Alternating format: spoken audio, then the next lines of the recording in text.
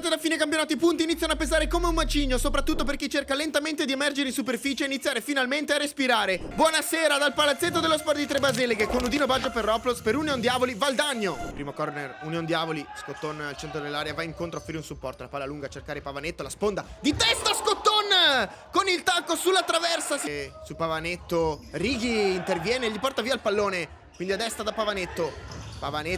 da Sacca cerca il secondo palo. Scotton, la torre si allarga a sinistra sulla parallela a Pavanetto, quindi al centro a cercare la zampata di Righi che Scotton,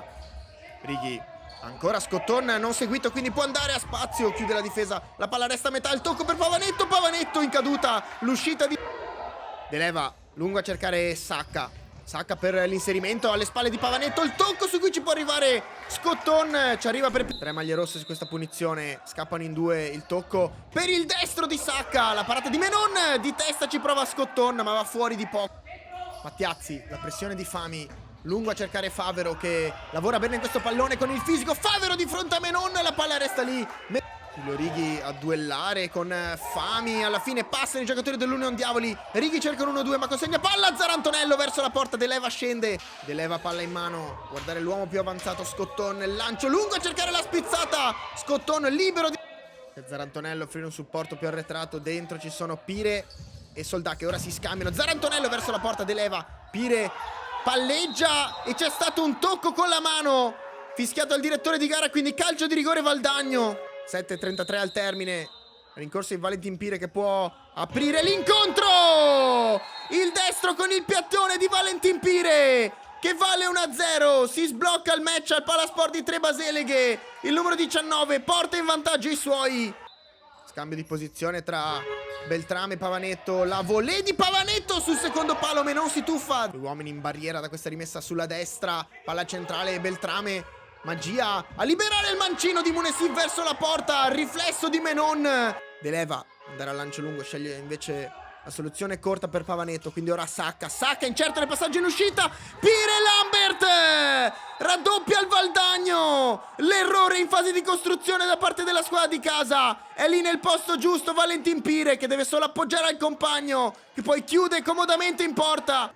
palla arretrata. La impressione alta Scotton, il lancio lungo sulla testa di Scotton, la palla rimbalza, la tiene in campo Sacca che poi si gira, vede l'inserimento di Pavanetto, Scotton una finta, si smarca e si libera Sacca che trova dalla porta opposta, Pavanetto salta il portiere esterno della rete, Sacca evita l'intervento di Soldà, quindi Righi, Scotton prolunga, Pavanetto a cercare il primo palo, mette fuori la difesa che poi cerca la porta diretta, controllo di Scotton, poi cerca il destro sul secondo palo, si tuffa ma non trattiene Menon, palla in mano a Menon che cerca direttamente la porta con questo spiovente che si insacca così, triplice vantaggio per il Valdagno al palazzetto dello Sport di Tre Baseleghe, ci ha pensato l'estremo difensore con la maglia numero 24 Mattia Menon, fa 3-0, tutta la panchina in campo ad esultare. Un terzo di giro dell'orologio al termine, palla lunga a cercare Lambert che ha spazio, insegue Righi, Lambert verso la porta, De Leva, quindi può ripartire Scotton che poi perde questo pallone al limite, ne approfitta, colpisce, ferisce e punisce il numero 10 Nesare Arraz che trova il suo sesto gol stagionale. 4 secondi al termine ma finisce anticipatamente l'incontro